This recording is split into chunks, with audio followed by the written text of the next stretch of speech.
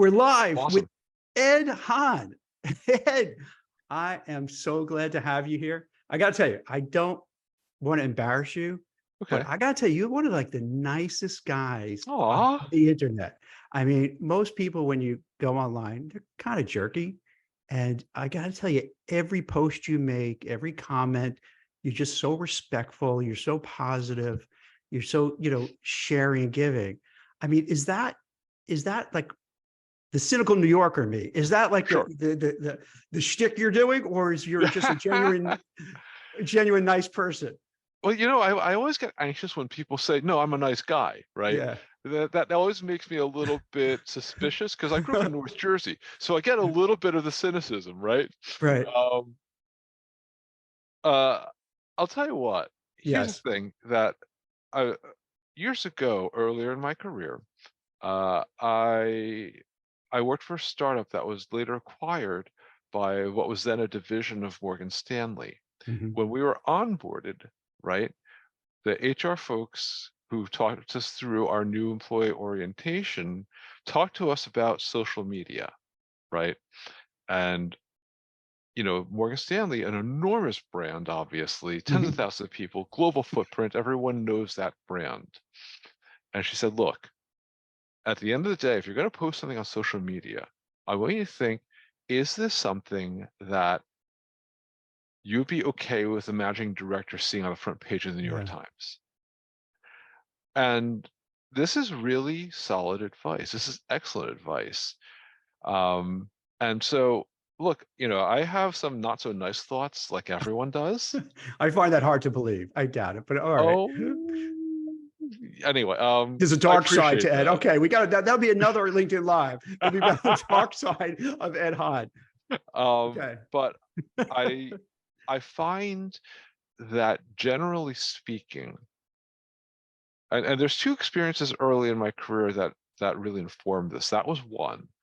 And the other one, though, is I spent about a year or so as a customer service rep at ETS.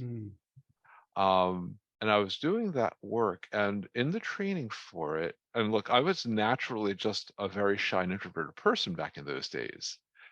But during the training, one of the things the trainer said that really made an impact is that, look, people don't call customer service because they're having a good day, right? You don't call the mechanic because your car's running fine. um, but people want to be heard. And if they feel they're being heard, then you're able to move the conversation in a productive direction. And that matters a lot to me. If I disagree with something they said online, right? I'll say, well, I have a different perspective on that. Mhm. Right? I don't go at them and say, no, you're wrong, you dunderhead, because that would not be a product. Because what does that do? All it does is it escalates the situation. It puts that person on the defensive, and they're going to respond in a way that probably doesn't speak to whatever their original thought process was, right? It takes an interaction into an intrinsically hostile, zero sum direction. I don't So love zero sum games. yeah. So it sounds like, Ed, that early training you had Mhm. really, I would imagine, helps you tremendously with recruiting, because Right. as a internal recruiter, corporate recruiter for the last 10 plus years, um, dealing with the feelings of job seekers, that's a Right. big part of it, because oftentimes job seekers look at recruiters like the bad guys and bad women Right. who are standing in the way. Mhm. And someone like yourself internally needs to explain empathetically. Sometimes, I know that you went on 10 interviews with 20 people, Right. and I'm sorry you're not getting the offer. And you have to have that empathy and compassion. Otherwise, You you're going do. to have someone who's going to hate your organization and you Right. forever. Right. You know, one, I think it's really, I do want to clarify one thing, Jack. Mm. I began my recruiting career on the corporate side, but I did Okay. spend a couple of years in agency life. Oh, great. Great. So I have insight into what that world is like, Right. right? But no, you're right. Um, one of the things that I think is really important is that I have consistently only ever recruited for very small brands that very few people have ever heard of outside of their space, Mhm. you know? Um, and this is really important to understand, I think, because there's a very good probability that the interaction they have with me is the only interaction they might ever have with the brand. So, like, as a recruiter at Senlar, people may never have another interaction with the Senlar brand again. Mhm. I want that to be a positive one. It is incredibly important to me that people understand that where I recruit, I view them as an employer of choice. I think that is vitally important. And so I'm always conscious of what the impact is on the things I say, on the way I treat with people. Um, and the fact is, I also certainly have a tremendous amount of sympathy for the fact that job search is really hard. It is tremendously frustrating, and it can absolutely do a number on your head, you know.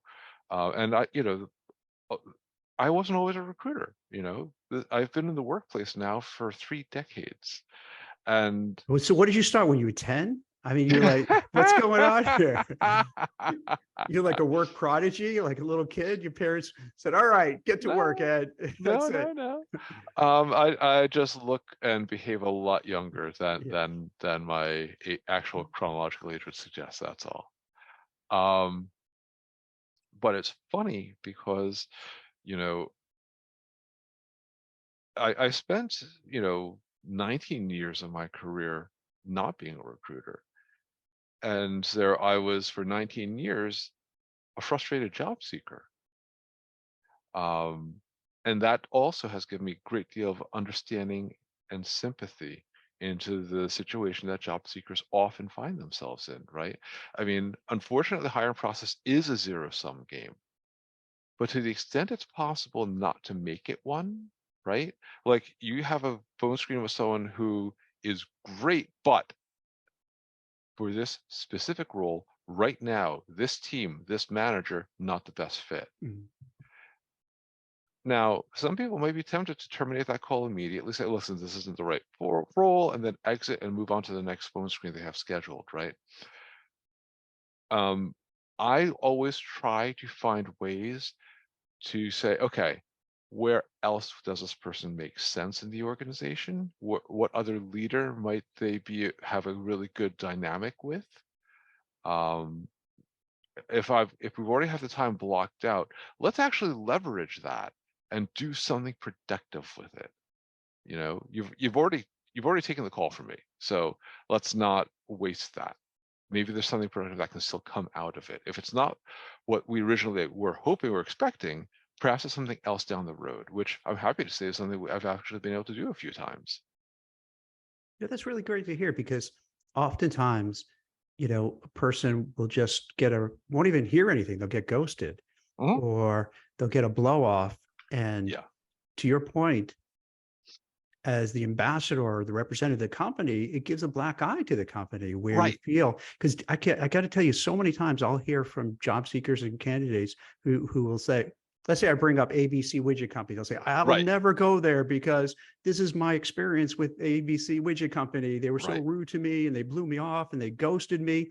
And if they're telling me that, they're probably telling all their family and friends about that and then Bingo. multiply that out.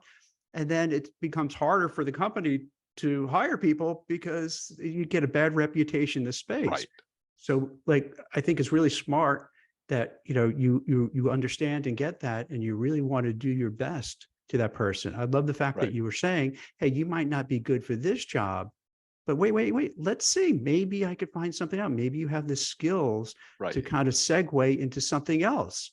And that's really nice to hear because I think for most job seekers, they're frustrated that their interactions aren't like that. It's like, Right. nope, sorry, you don't fit. You Yeah. know, And I find that short-sighted, yeah, right? I mean, look, this person has enough qualifications for you to say, yeah, I want to talk with you, right?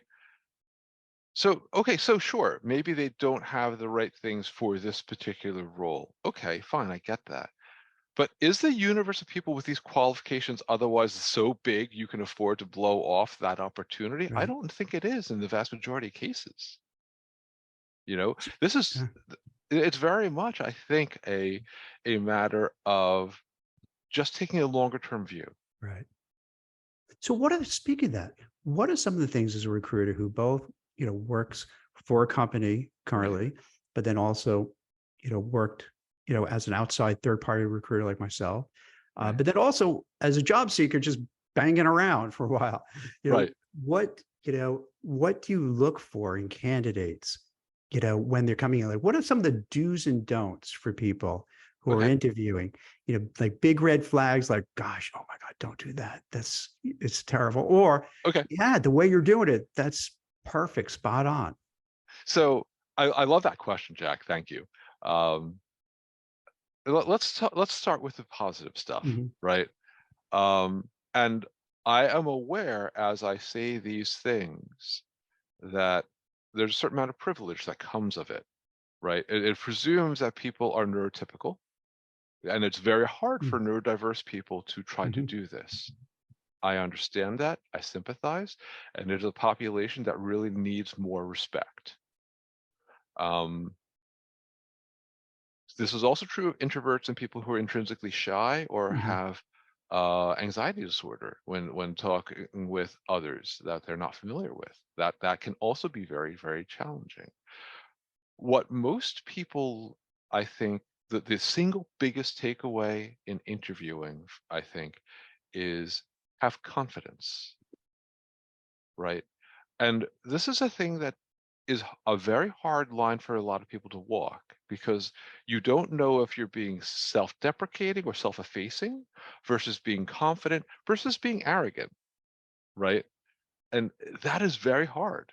If you are not intrinsically a confident person, and I think that the majority of us, myself included, mhm, would say that of ourselves, it's a hard line to walk. Um, so the solution there is do mock interviews, do practice interviews with other people whose professional standing puts them in a place where they can competently do a mock interview for you, and then record it.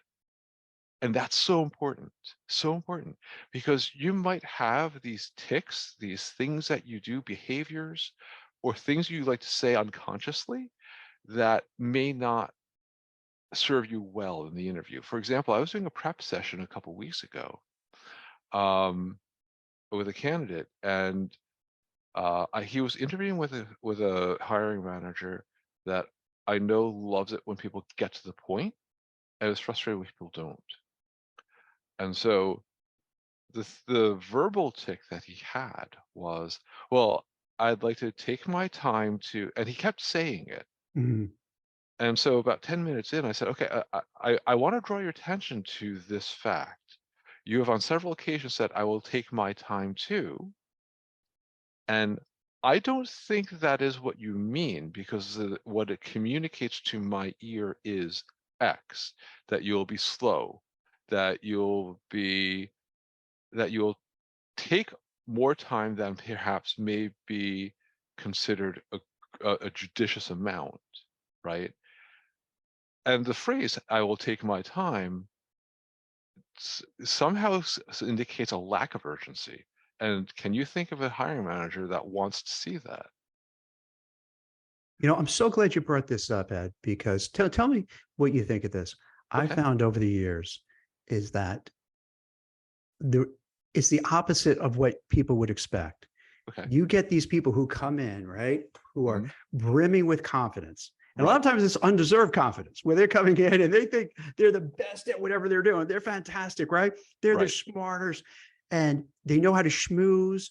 They're very likable. They're charming. They have charisma Mhm. and they won't have as much or the better experience than somebody else who, just like you're talking about, like the person that you're referring to, who, hey, giving all these verbiage first because they're nervous, they don't know what to say, so they're buying time, Mhm. and then you have that negative feel for that person, even though that person might be way better than Right. the smooth talker. who knows how to schmooze and know how to make this happen. So then you end up getting someone who's not as good who'll get the job just because they're able to talk their way into it. Yep. Have you seen that? And that's a kind of Oh a yeah, weird dynamic. It's a crazy dynamic. it is. And you see this in news interviews Yeah. too a lot. People who are great at the schmooze, Hmm. right? And they're business people. And then you look at what the actual impact they've had on the businesses, and you're like, whoa, what? That there's a huge disharmony there, right? Um, and so yeah, that's absolutely a thing that happens. And so listen, if you don't consider yourself to be one of the people who is great at schmoozing, and you're watching this, and I know that speaks to a lot of you, the majority of you, um, don't think that the schmoozer intrinsically is going to be viewed as a stronger candidate. Because experienced hiring managers, experienced interviewers know just because you can talk the talk doesn't mean you can walk the walk. Right. The antenna's up to be like, the BS Yeah, antenna, right? It's like right, you're trying to separate which is real and which is you're just kind of, right. And let's be clear. I'm positive that this is the driver behind the adoption of yeah. behavior-based interviewing questions. Absolutely positive. Because Mhm. if you can schmooze, okay, that's one thing. Do you have the wins to back it up? Right? Right. So if they come across and it's all like, talk and they sound Uh-huh. great, but then you start thinking, wait, there's no substance to it. Right, I'm missing something, right? right. And then that is when an experienced interviewer says, okay, look, you don't have the goods, buddy. So what would you say for somebody Mhm. who, I know you talked about doing a role playing mock interview, Sure, of people who may not possess the confidence in themselves, and let's okay, presume the person does have the skills and background sure. experience, what can they do to get out of their shell, get out of Uh-huh. their own head, and to be more successful in an interview? That is such a good question. And look, as someone who wages a daily battle against imposter syndrome myself, this is something that I struggle with sometimes too, you know? Um, I think that there's two things that need to happen here. One, look, job seekers, this is so important that you understand that, yeah, a certain amount, the interview is a performance, and that's okay. But it's also just a business conversation. And as long as you've been in your career, you've been having business conversations. You've been doing that all along with stakeholders, with your managers, with reports for those of you who've been people managers. You've had business conversations. This is just another business conversation trying to figure out, do we want to do business together? And if we do, how? How would that work? Right? And if you approach it from that standpoint rather than meekly being the supplicant, oh, may I please have another, right? I mean, don't do that. Don't view it like that. No. You made it to the interview. They already think that you've got the skill. All right. You earned your place into that interview slot. So that's the first thing. So just reframe the way you think about it. And I'm such a fan of a good reframe, you know. But the second piece of it, more exposure therapy, frankly. Do more mock interviews, get more comfortable with the fact that, yeah, you're not going to have the ideal, perfect, right answer or response every single time. No one does. It's like a batting average, right? I mean, a 300's a not bad batting average. Right? You could be an all-star. Yeah. By striking So, out, more than you're getting a hit, you still could be, a right. champ. Yeah. So, folks, think about it, put it in those contexts, reframe. And I think that you'll find that helps reduce a lot of the anxiety that Well, you might be let me interrupt. experiencing. When you say reframe, just so Sure. we understand, what exactly do you mean by reframing in Oh, this okay. Yeah. context? So I'm sorry, Jack. Yeah. Allow me to clarify. What I mean by that is, look, we view things through a certain lens. right? And these are the lens that we adopt by default is the lens that we grind out of our personal experiences, our histories, our priorities. And it is a very specific thing of looking at the world. And it informs, obviously, what we take away from the world. And that defines how we respond to those things. Because let's be honest, our lenses will color a lot of the way we perceive what's going on around us. We all have that one friend who, no matter what the news is, finds a way to turn it into a problem, no matter how otherwise seemingly benign it may be. We all have that person in our lives, don't we? Mhm. And that's a person who is incapable of stepping away from their lens and viewing differently. And so the reframe is about looking at it with fresh eyes, looking at it in a different way, being more open to what the possibilities might be rather than seeing risks or threats. Do you think it's hard to do to separate? Because it sounds like what I see, and you probably see this often too. Mhm. Person is just burnt out. Yep. They've been working at a job for X amount of time. Mhm. There's this, maybe it's a toxic environment, Sure. and then you want to leave and go somewhere else, but you carry that with you. So then when Right. you interview and someone sits down across from you or has a video, and you could just feel like you could feel the tension, the Mhm. anxiety, the anger, the Right. frustration. And then tell me if this makes sense too. As an interviewer or a hiring manager, you don't want to hire that person who's coming in who's like angry and just ticked off because you're like, all right, well, is it the candidate or is it the company? I don't know, but you know what?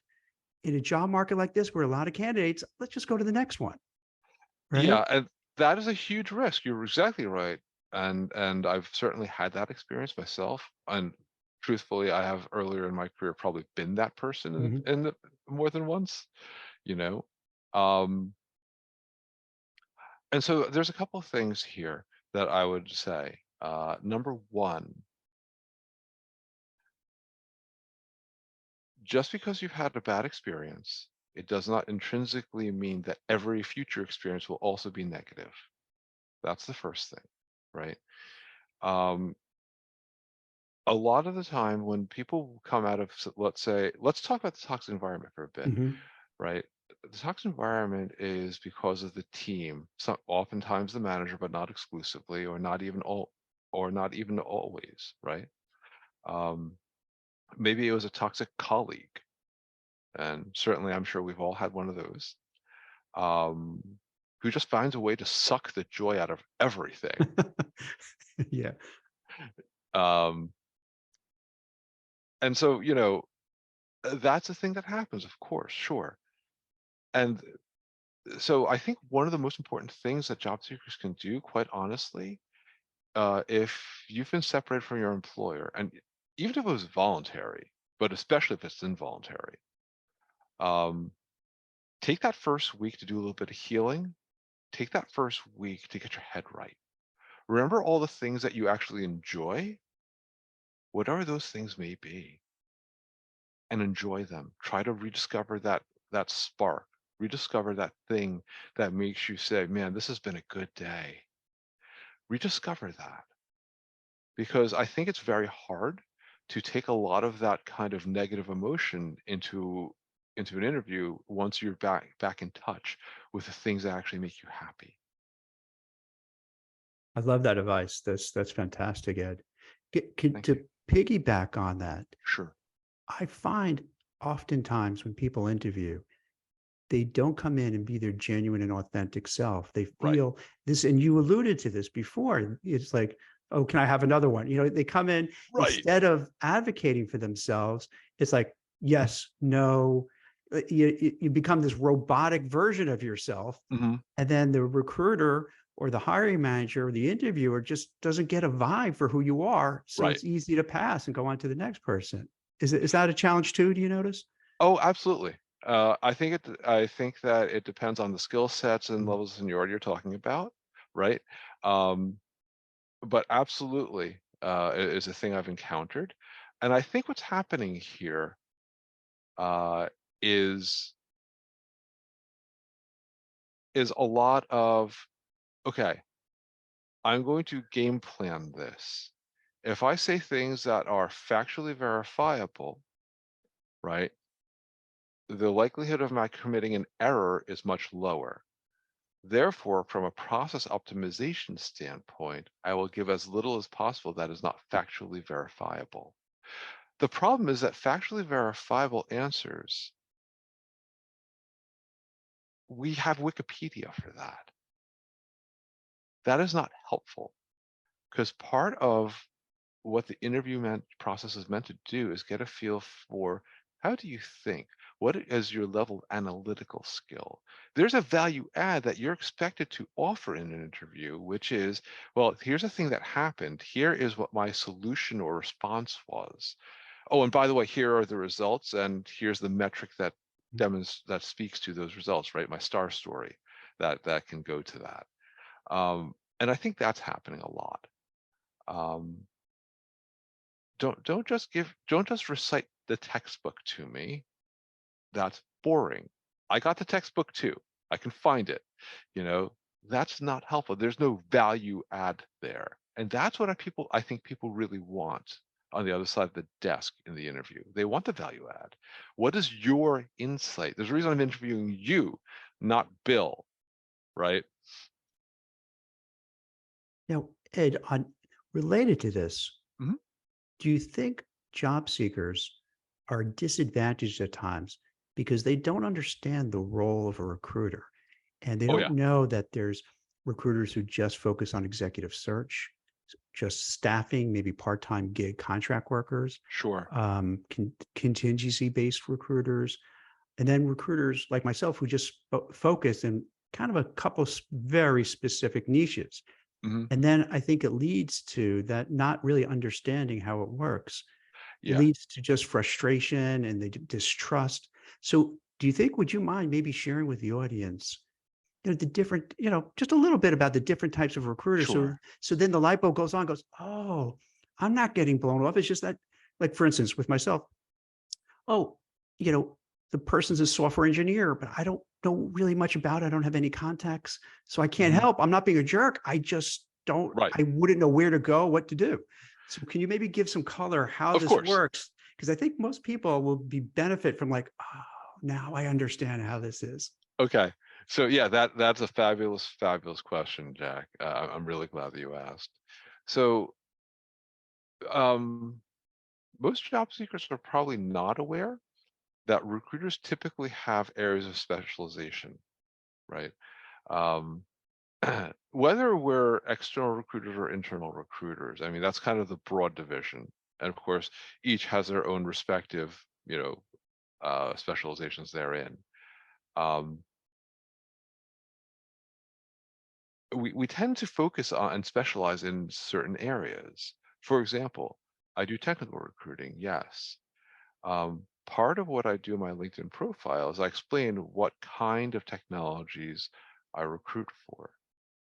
I need to elaborate on that a little more clearly. But you know, and I talk about what kind of employer I recruit for.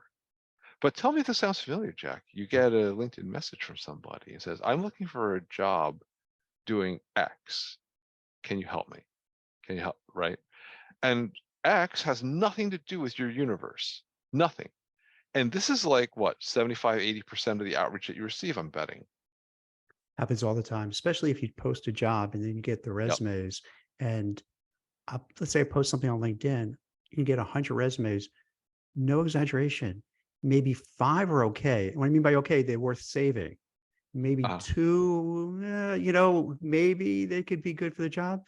And that's also on a side note, I don't mean to deviate from what we're talking about, for people who go out and see whether it's LinkedIn or other platforms, how many people apply and then feel like, oh my gosh, I'm not going to bother because it says on the top right, wherever oh yeah, 300 people applied, and they just throw up their hands, "Oh, I'm not going to bother." But bother because right, just as we were talking about, the vast majority, they're just shooting their shot. It doesn't mean yeah, they're the right person for it. So right. so go for it. Yeah, and I mean that is of course one of my frustrations. Um, I posted a job a week ago Monday, Now, I'm looking for a data scientist. It is fully remote. I have literally, I don't think I'm exaggerating when I say I have the vast majority of the class of 23 from master's programs applying to this Yeah. position who studied, data science in their master's program. Mhm. It's insane.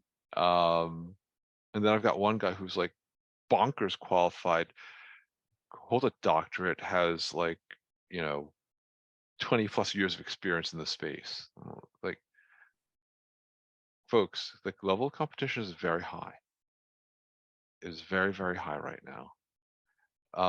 I get that you want to shoot your shot, but come on, what's the ROI on that, folks? Um, if you're, and this is different for certain employers, right? I mean, for certain employers, those qualifications, that's a hard line. Now, I push back every time I encounter something that calls for like a 4-year degree, because let's be honest, the vast majority of the time that someone throws it on there, Mhm. it's artificial and arbitrary and adds no value.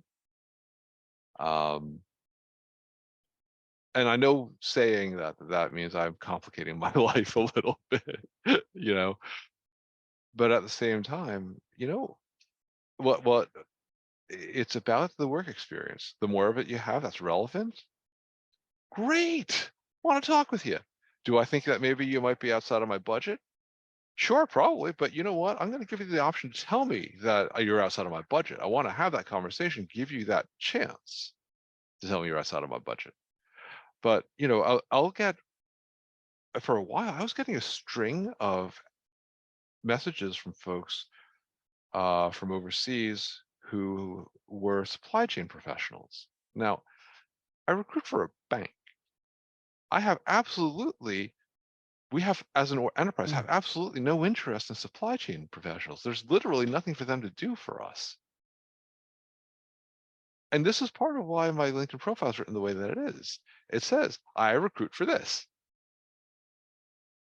You looked at my profile long enough to send me an invitation. Could you have looked a little bit farther and seen that this makes no sense? See, It's so confusing. I like that you're being very balanced because earlier in the conversation, you referenced that if somebody, let's say I'm sending over a resume and I'm not the right fit, you'd say, Jack, let me see if your skills apply elsewhere and I'll try it. Mhm, But then also you're saying, hey, fella, if you're sending over a resume for supply chain, for machine parts, and mhm. I'm a bank, like, what are you doing? Come on, you're gumming up the works. So multiply that out by hundreds, if not thousands of others. Then the internal recruiter, HR, talent acquisition, they're just overloaded with data, overloaded. We So we it are. just harms the whole system. So, but I like that you're balanced because on one end you're like, hey, I'll be open, try to help you best I can. The other side is say, hey, come on, guys. If you're doing I it, you're not helping yourself and you're just making more work for the other people. And Right. then they can't get to the resumes. That's maybe what takes so long. Yeah. And honestly, this is probably the driver of a lot of of a lot of complaints about being ghosted, frank in my belief. I think that is very much a thing that is happening to people because they don't understand why people can't get back to them. I don't think they understand the sheer volume of Yeah. stuff. I mean, right now, I'm sitting on 50 different invitations to connect, thereabouts. That is extremely unusual for me. I usually whittle them down on a weekly basis, and for a couple of reasons that I just haven't been able to get to it. Um, but a lot of them are people I know I'm going to have to decline because it doesn't make sense. I'm very judicious about who I admit to my network. Um, you know, Things of that kind. And I'm sure that several of those people are going to say, "Man, I sent this guy a LinkedIn invitation to connect like 2 weeks ago, and he's ignored it." Mhm. You know, and I'm sure that happens too. But Yeah. again, it's not volume. That's a killer. See, that's the big problem. I mean, there's times when someone's ghosted, which is so rude, where Yeah, you interview they let's say they go not to your place, but just whatever right. entity, and they ask you to go through 3, 4, 5, 6 interviews, 7 interviews, and I'm not exaggerating, like, Right. if you're a mid-level or senior person, you could easily go meet 10 people over 6 months, but then you get ghosted. That, Right. to me, is it's almost criminal. Like, I agree. you, like, stole their time, energy, Mhm. effort, and then they're left depleted. To me, that's just so wrong to do. Now, they could have went through the whole interview process, and then unfortunately, they found a better candidate, they found an internal person, whatever, okay. But at least respect the fact that the person Right. put in all that effort and let them know what happened. Yeah. And more often than not lately, they don't. And I wonder, Ed, what do you think? I think maybe because we're a more litigious society, so that people don't want to say anything, because if you say anything, it may be misconstrued that maybe there's a bias or prejudice or what have you. So they Mhm. don't say anything. So it just becomes a really toxic, weird situation. Yeah. Now, I'm gonna tell you something. Uh, the more time someone interviews with my firm, the more I'm going to give them a personal call and Mhm. give them the news, if they're unsuccessful ultimately. I feel like I owe that to them. I believe it's more personal than an email, and I do believe in that personal touch. Now, I know that not everyone wants to get that call, but part of the reason I make it a call rather than an email is because I know that if I make it a voice call, it is much harder for me to say something that is potentially misconstruable. Mhm. Now, how is when you make those calls? Are people genuinely, respectful and appreciative, or do they start pushing back and say, Oh, wait, Ed, no, wait, you missed this on my resume, and wait, what about this talent I have? How do those calls go? typically, because of the way I frame it for them, Mhm. I explain to them that listen, that ultimately there was someone else that they're moving forward that they feel is an even closer fit. And that phrasing is key. Even closer fit. It doesn't say that this person is not a close fit, right? And that's important because they would not have made it through X number of rounds of interviews if they were not already a close fit, right? I would not have presented the resume to my hiring manager if that weren't the case. Um, so those things being said, uh, the vast majority of the time, people, because I present it that way, people say, okay, I understand. I respect that decision. I appreciate you giving me that closure. Um, and I usually end it with, listen, I really do hope that you will consider us for future opportunities to continue your career. Um, and so when I can get to that place, that's good. And this would describe probably 95% of those kinds of calls. And then there's that other 5%, because there's always That's that not other support. Yeah. 5%, right? Um, and some people, most people are at least very diplomatic about it, right? Well, I don't feel that uh, I don't think that I was given due opportunity to demonstrate my strengths or suitability for the role. And sometimes they just want to relitigate the entire process. And that's exhausting. And usually I need to interrupt them somewhere in the minute of a 5-minute monologue and say to them, listen, I understand this is frustrating and not what you wanted to hear, but I'm also telling you that decision has already been made. Now, if you want to keep talking, okay, that's great, but understand that this is not going to impact a decision that has already been made. You know, again, it goes back to my early training. People want to be heard. And what? Someone who's interviewed like 3, 4, 5 times doesn't deserve to be heard? Of course they do. Of course they do. Because I might still want that person for another opportunity down the road. And I want to leave that conversation with them feeling like they would want to consider it if the opportunity arose. It'd be great if everyone did that. I think it would help out. an awful lot of job seekers to get some clarity and get some closure, Yeah, which they don't have. So I love if this could be magnified and more people will hear that because they deserve it. I mean, they deserve yeah, it. They're putting the time and effort and energy in it. At the very least, some sort of feedback or constructive right, criticism. When I first started recruiting, I don't know if this was happening with you as well, is that I would, let's say I was representing you as a candidate, right. the hiring manager, and a lot of times you could go right to the hiring manager, which made it easy. They would say, okay, Ed, you're meeting with Jane and Bob. Let me tell you Mhm. about Jane. Let me tell you about Bob. And then you get Right. all the inside stuff. So much so they might say what sports teams they root for, where they went to college, or they Hmm. whatever. So this way you have a good idea. Then after the first interview, we regroup and they would say, okay, Ed did really well with this, that, the other thing, but he really needs for the next meeting to do boom, boom, boom, boom. And Right. so then for that next meeting what I have to do. So the process throughout the whole time was offering feedback, constructive criticism, Hmm. guidance. So by the time it was done, both sides really understood each other. So Right. even if you didn't get the job, you kind of knew this whole time what was going on and they were helping. Right. Unfortunately, it's not like that anymore. You sometimes you get it, but not to the extent it used to.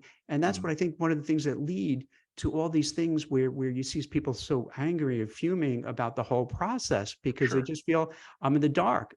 Someone like Ed didn't call me and walk me through it and be patient and explain how this all played out. Even though you didn't Mhm. get the job, at least you have some knowledge about it. So that's something that's I would love to see adopted. But really quickly, would you Mhm. mind if you just touch on the different types of recruiters? Because that's what I think Sure. also confuse people and get Yeah. people annoyed because Y- they're going after a recruiter that isn't the right fit. Yeah. So let's and I know that we kind of were supposed to talk about it about And 10 then we'll get minutes the ago. and then we'll get the ATS right after this. Okay. So broadly speaking, the way I always characterize it, there's internal recruiters and there's external recruiters. And there are many subdivisions therein among those two very broad characterizations.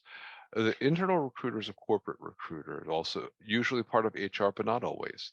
And the corporate recruiter is responsible for hiring only for their organization. That is all that they hire for.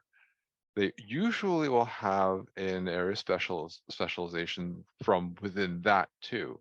So part of it is usually going to be industry driven based on the employer in question. Some it's going to be skill set driven based on whatever the hiring needs are that they are skilled in doing or able to do at least. Since every recruiter knows that they have been asked to recruit things that are not within their wheelhouse. Um, and so that's kind of important. And I think that recruiters would do well to brand what they recruit for on their profiles. That will probably help them eliminate a lot of the outreach they get that is mistargeted. You know, and of course, an agency or external recruiters typically work for a recruiting agency. It could be an RPO or any number of other similar sorts of organizations uh, whose basic model is, hey, we have a business and we have clients for whom we're going to recruit. And we have a trusted relationship with them. And we're going to present the candidates to the client when they engage us for this. And and we will make a commission based on being successful in doing so. So, in classic capitalism fashion, if you are really good at doing this, you're going to make money. Makes a lot of sense, you know. And I think that external recruiting is the thing that people don't understand about external recruiting is that typically the pace is much faster than in internal recruiting, right? Like I'm sure you remember your early days in the agency world where you had 2, maybe 3 days to present your slate of three candidates, right? Your top, mid, and entry level versions. And that's certainly the way that I was trained back in the day.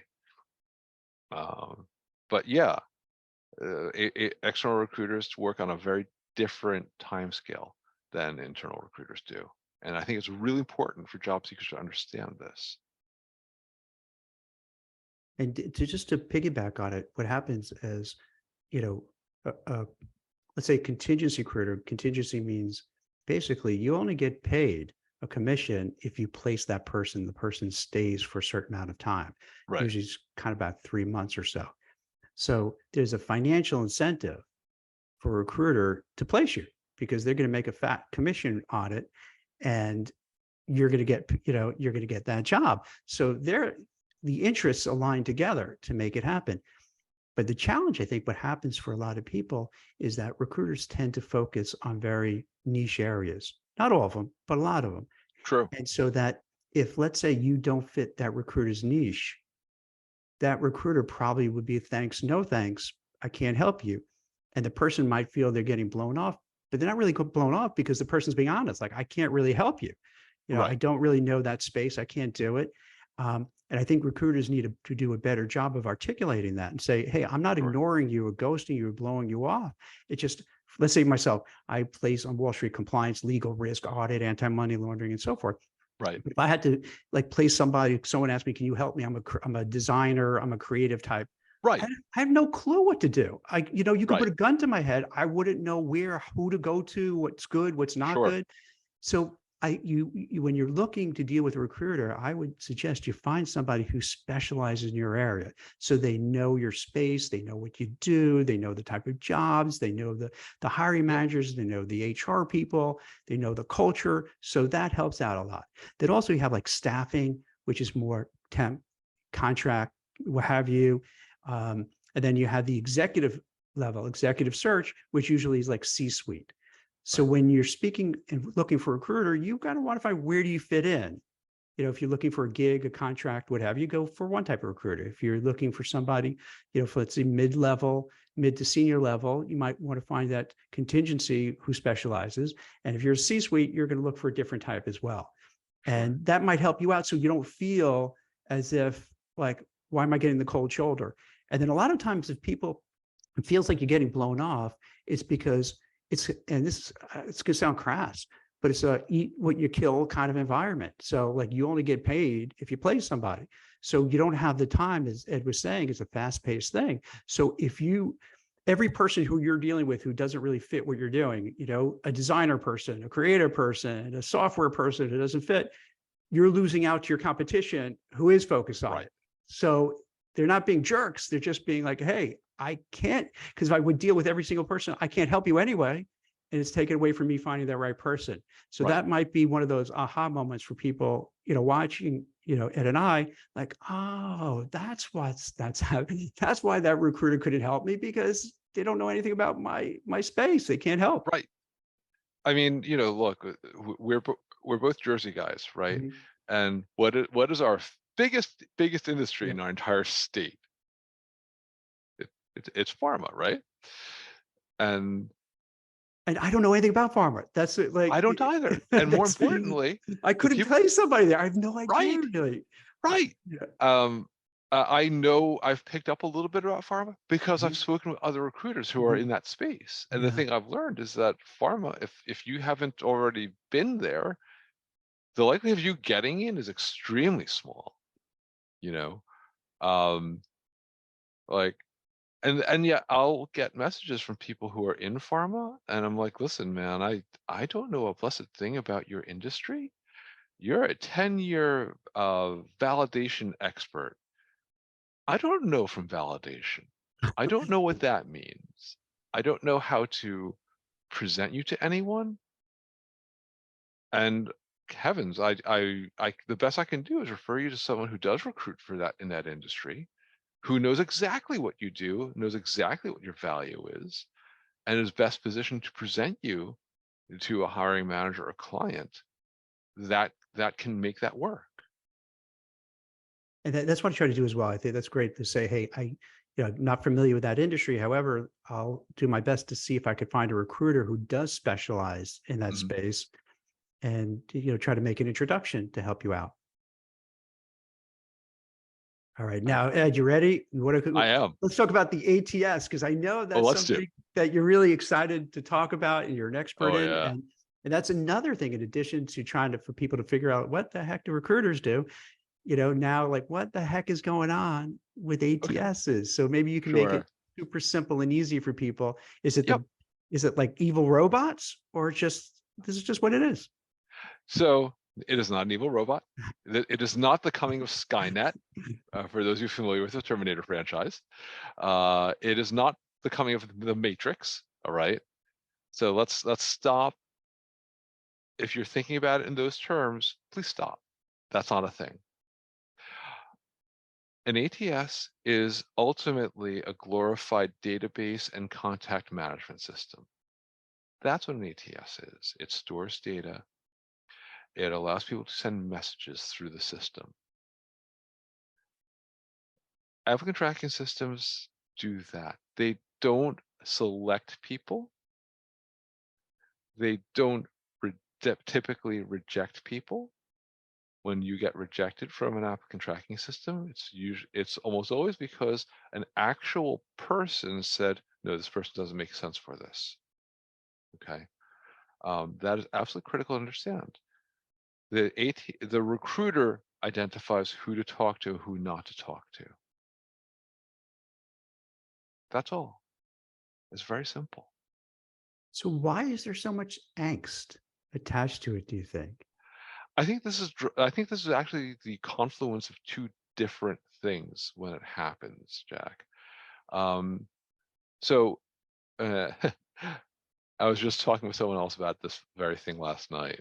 So there's two things going on here. Number one, the universe of people who are in a position to speak knowledgeably about applicant tracking systems is extremely small because that universe includes either the ATS publishers themselves, right, and their software firms, and their business model is talking to businesses to buy the software and then the upgrades and extra stuff, right? Are they interested in talking to job seekers directly? Not especially because there's almost no ROI in it for them. Mhm. So who does that leave? The recruiters, the people that actually use the software. Now, look, there's literally hundreds of ATSs out there. And broadly, they can be divided by the stuff that is meant for external recruiting and internal recruiting. When I was doing external recruiting, I helped introduce an ATS into that system because they had never had one before, and it was great. It worked fantastically. It did stuff like tracked who the people were on billing and how long that their engagements were going to run, and sent us reminders when the engagement was due to due to end soon, so we could reach out to the client and say, hey, how is things going with so and so? Is everything still going well? Or did you perhaps want to extend this person? Right. And of course, that's a whole feature set that a corporate or internal recruiter doesn't care about, but it's awfully handy if you're external. Um, oh, or this person's been on billing. We have reached the threshold whereby we can now present them with the invoice, right? And that's awfully handy if you have someone else, if you have the system tell you this stuff. But all it does is store the job description, it stores the application, it stores the resume when you present one. Kind of that's it.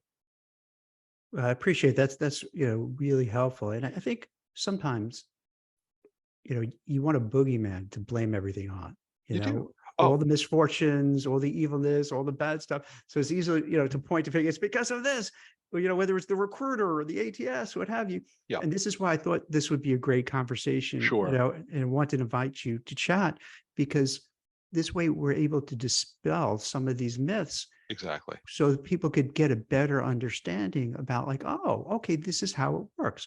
And you have a very calm demeanor.